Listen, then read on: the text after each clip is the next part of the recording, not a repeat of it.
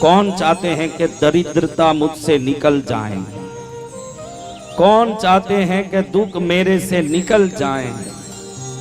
तो ऐसे विभिन्न चीजों को निकलवाने का जो मंत्र होता है, देखो मंत्र, बीज मंत्र एक होता है। क्या होता है? बीज मंत्र यानी क्या?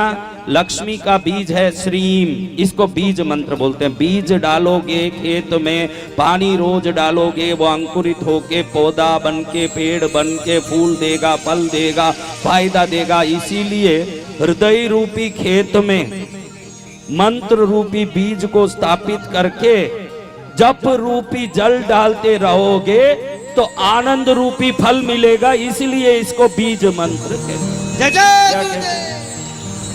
बीज मंत्र। तो सरस्वती का बीज मंत्र क्या है बेटा? अरे कौन सा पैदा होके आ गए मुझे? अभी तो लक्ष्मी का श्रीम बोला, तो सरस्वती में भी श्रीम। हाँ, बहन भी बहन है न पत्नी भी बहन है बोलोगे तो कैसे होगा भाई? हाँ, बहन तो बहन होगी, पत्नी कैसे बहन होगी? सरस्वती का क्या है? एम नहीं, वहम नहीं, आईम। क्या? हाँ, एम नहीं, एम तो बहम है। आईम, काम, आपको कोई काम नहीं हो रहा हो, किसी काम को पूरा करना हो, किसी व्यक्ति ने आपके जीवन से दूरी बना ली, उससे आपको फायदा है लेकिन वो दूर हो रहा है आपसे, तो इसको आकर्षण कामराज बीज बोलते हैं। क्लीम। क्या बोलते हैं? क्लीम। सुबह में 12 बार क्लीम बोलोगे, उठते ही नहा धो के शुद्ध होके टिकी तिलक लगा के 12 क्लीम रोज बोलोगे। मेरे ख्याल से 12 क्लीम बोलने में ज्यादा से ज्यादा 4 सेकंड लगेंगे। 1 सेकंड में 3 क्लीम बोल सकते हैं। कितना क्लीम?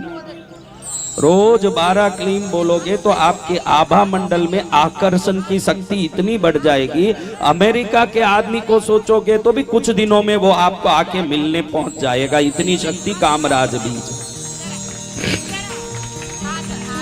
समझ रहे हो ये बात? जहां जगह है वहां बैठ जाओ ना मेरे भाई, जहां जगह है वहीं बैठ जाओ। लो बहनों थोड़ा आगे हो। एक बहन उठ के गई ना, उसकी जगह कहाँ गई? तो आगे आओ। वो आ रही है। अरे वो देखी कि ये जगह तो तेरा गया, अब तू पीछे ही बैठना, देखना। वो अभी सबके सिर पर चढ़ के भी आएगी, लेकिन आएगी। चलो ये बात, जगह तो है नहीं। कुंभ मेला में मरते कैसे लोग? अगर हमें में विवेक हो तो कुंभ मेला में कोई नहीं मरता। हम देखते हैं कि मुझे बचना है, तो ये मुझे बचना है जो स्वार्थ है, हजारों को मार के ही खुद को बचाता है। ये है स्वार्थ। वो हजारों को मारता है फिर खुद बचता है। बहन ओम शांति हो गया तुम्हारी जगह।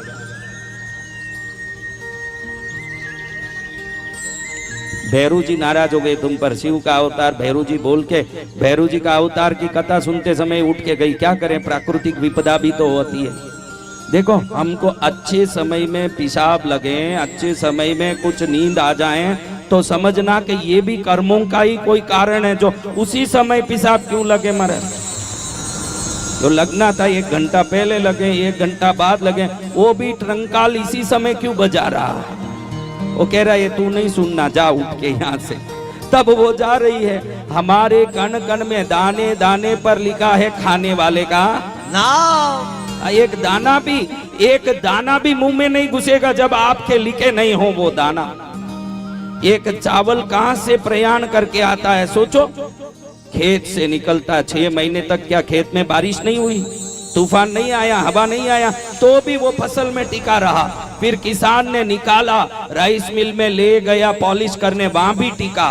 फिर मंडी में आया, वहां भी टिका। फिर दुकान में आया, वहां भी टिका। फिर घर में आया, वहां भी टिका। फिर भगोने में आया, वहां भी टिका। थाली में आया, वहां भी टिका। मुंह में आया तो उस समय गिर गया। क्या लिखा नहीं है वो दाना? दाना दाना लिखा है खाने वाले का नाम। जितना भोजन आपको मिल रहा है, ईश्वर ने पहले ही उस पर नाम लिख दिया कि ये आइटम इनके मुंह में जाएगा। हाँ, ये भाई अभी 2 दिन से सबको खिला रहे हैं, क्योंकि यहाँ जो भोजन बन रहा है पहले से आपके नाम से रिजर्व हुआ है। इसको हम भंडारा बोले, अन्नदान बोले, बड़ी गलती कर रहे हैं। हम हमारा माल खा रहे हैं, उसका पुण्य उनको भी मिल रहा है, दोनों तरफ से फायदा है। आप किसी का खा ही नहीं सकते, जो आपका नहीं आप कैसे खाओगे? और आपका है वो कौन खिलाएगा? तो बदले में पुण्य इतना आ गया कि अगले साल देखो तो आनंद और अनंत गुना हो जाएगा। जय जय गुरुदेव। पुण्य बढ़ रहा है। तो महाराज सूर्य देव की शादी हुई। किनकी? सूर्य देव। कितनी बची बेटा बता? दूसरे घड़ी मत देखो, मैं उसको पूछा। आप लोग घड़ी मत देखो, बराबर 1 घंटा है मेरे पास। देखो, सूर्य देव की शादी हुई। सूर्य देव की पत्नी आई उषा नाम की देवी। उस देवी का नाम क्या था? उषा देवी। सुन लो, ये सब सुनने, ये नाम बोलने से ज्योतिष कहता है कि सूर्य खराब है, थोड़ा जाप करो। आप क्या कर पाते हो?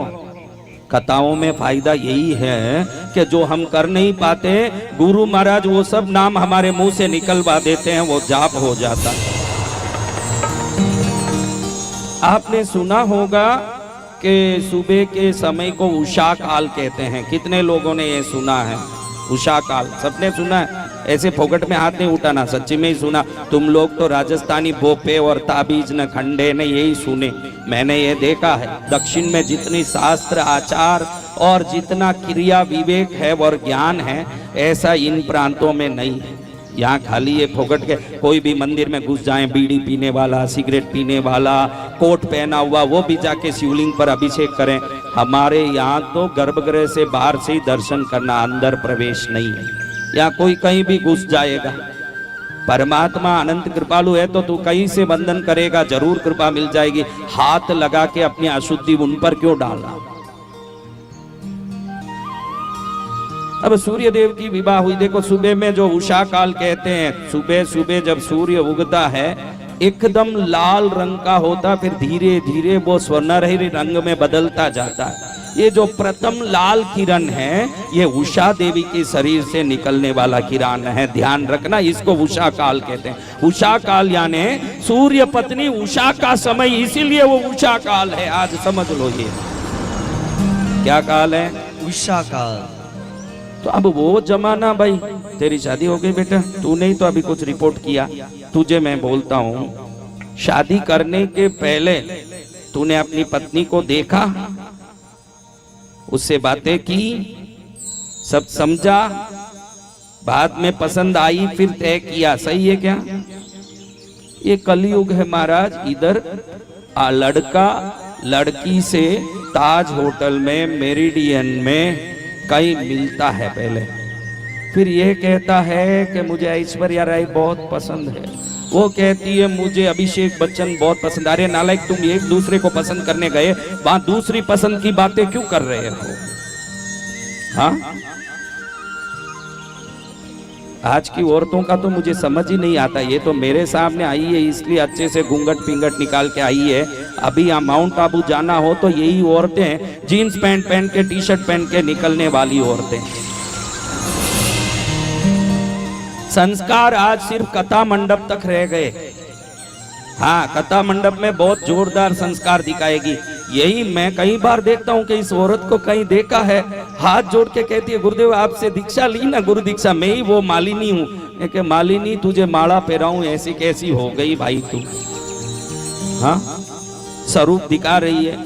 इतना ही नहीं, आप ध्यान रखो मेरी माताओं, फेसबुक में माउंट आबू के शिखर पर खड़ी हुई, पत्ती के कंधे में हाथ डाल के, कूलिंग ग्लास पहनी हुई, टी शर्ट जीन्स पैंट पहनी हुई, सेल्फी फोटो फेसबुक में अपलोड कर रही है, I am with my husband in mount Abu. क्या कर रही है? ये तुम लोग करते हो कि नहीं? देख लो, झूठ बोलो तो कोई नहीं करती होती तो बेचारी सीधी है, अनपढ़ है, ऐसा ही है। ज्यादा पढ़े ज्यादा अनाचार फैल रहा है। कोई गलत समझो, आप जानो।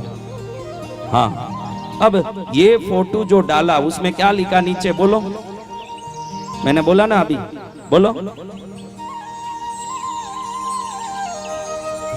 इन माउंट आबू तो इसको 564 लोगों ने लाइक कर दिया। कितने? 567। अब ये पति को लाके दिखाती है, देखो मेरे फोटो को 564 लोगों ने लाइक किया, वो भी अंगूठा दिखा के वंडरफुल। अरे मूर्ख, तेरी पत्नी को तू 564 लोग लाइक करने नहीं लाया है, तू लाइक करने लाया है। और जिसको 564 लोग लाइक करें उसको वेश्या कहते हैं, पत्नी नहीं कहते।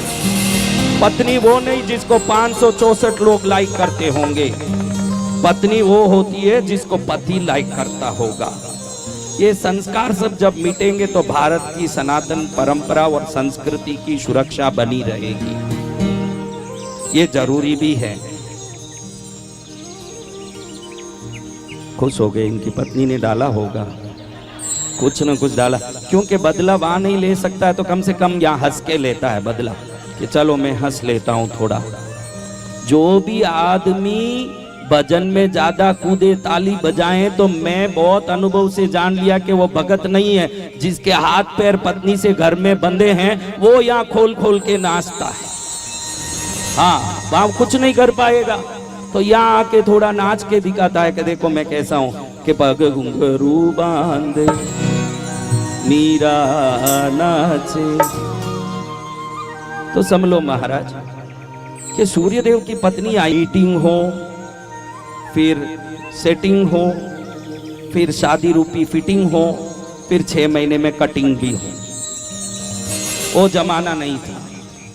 बड़े लोग तय करते, आप में भी कोई ऐसी औरत हो सकती है कि शादी के पहले पति को देखा ही नहीं, ऐसे भी कोई अभी हो सकते हैं जो शादी के पहले पति को देखा तक नहीं था। पिता ने जो बोला वही परम वाक्य, ध्यान रखना। रामायण बहुत सुनते हैं और हम राम को आज्ञाकारी मानते हैं। आज भी उस परंपरा में कई भाई बहन हैं जो अपने माता पिता के आज्ञाकारी बनके उन्होंने जिसको दिखाया उसके साथ शादी किया, आज भी है। सत्य, राम ही नहीं आज्ञाकारी, उनका वंश आज सनातन धर्म आज्ञाकारी ही है। देखो इतनी बहन हाथ उठा रही है, हमने हमारे पति को कभी नहीं देखा शादी के पहले। कौन कौन है वैसी बहनें? इन बहनों के लिए ताली बजाओ। और मैं लिख के दे सकता हूं कि इन बहनों के जीवन में ज्यादा खुशी है, इन बहनों के जीवन में ज्यादा खुशी है, क्योंकि ये पति को ही नहीं लेके आई, माँ बाप का आशीर्वाद भी लेके आई है। आज के बच्चे बच्चियों में माँ बाप की हाई पड़ती है। माँ बाप किसी को कहें, ये कहें बच्ची को माँ बाप कहते हैं, देख बेटी शालिनी अच्छा बच्चा इससे कर ले, ये बोलती है मेरे को रहमतुल्ला ही पसंद है। हाँ, ध्यान रखो, जब हमारी बुद्धि विकार से युक्त होगी तभी शरीर पसंद आएगा। किसी को शरीर पसंद आ रहा है तो तुम विकारी हो, संस्कार पसंद आ रहा है तो तुम मनुष्य हो, दोनों में बहुत फर्क है। जय गुरुदेव। इसलिए जब विवेकानंद स्वामी अमेरिका गए तब लोगों ने सोचा कि शूट कोट बूट हैट पहन के कोई सेठ आएगा, लेकिन वो तो भगवा ड्रेस पहन के हम जैसे कोई साधु पहुंच गए। उनको लगा कि you are very simple, we thought you should wear a decent dress, आप बहुत सभ्य रूप से प्रस्तुत होगे, हमने ये सोचा, हमने नहीं सोचा कि आप ऐसे आ जाओगे।